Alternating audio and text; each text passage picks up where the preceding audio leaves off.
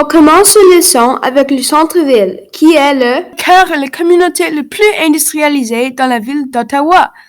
Le centre-ville est la location originale d'Ottawa où toute l'action se passe, comme le commerce de ville, les imports et les exports, les décisions cruciales municipales et fédérales, grâce que l'Ottawa est la capitale du Canada, et les plans d'industrialisation.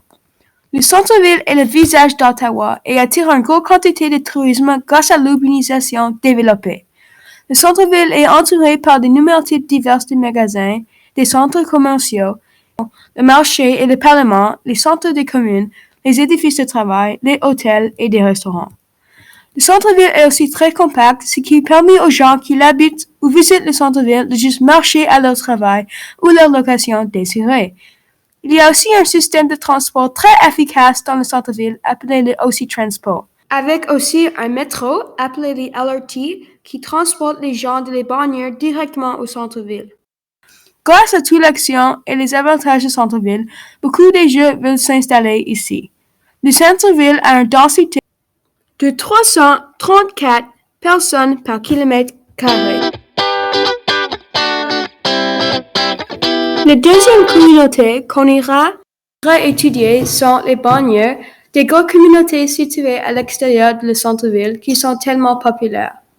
Grâce que les banlieues soient tellement populaires parmi les familles, ils sont toujours en développement et en urbanisation.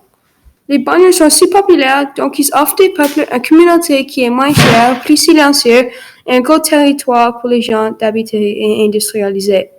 Les banlieues sont beaucoup moins chères que les centres-villes, qui influencent beaucoup de nouveaux immigrants au pays et des familles de s'installer dans les banlieues et conserver leur argent. Il y a aussi des désavantages qui s'en viennent avec les banlieues qui ont un gros impact sur la vie.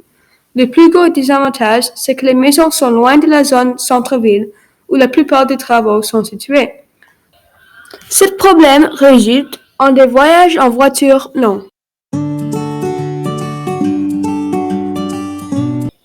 La communauté finale d'Ottawa qu'on irait parler à propos sont les zones rurales, la location agriculture cruciale à la vie dans Ottawa.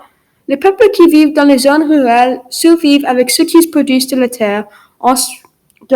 Ensuite, avec l'agriculture qui se produit, ils vendent leur portion de la nourriture au gouvernement, au marché, aux clients, etc.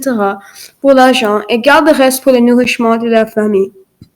Les zones rurales offrent un gros territoire et une atmosphère paisible, mais tu dois aussi vivre dans une dynamique pas industrialisée, sans beaucoup de magasins, restaurants qu'on trouve dans le centre-ville, et travailler tellement fort pour rendre ta ferme en santé.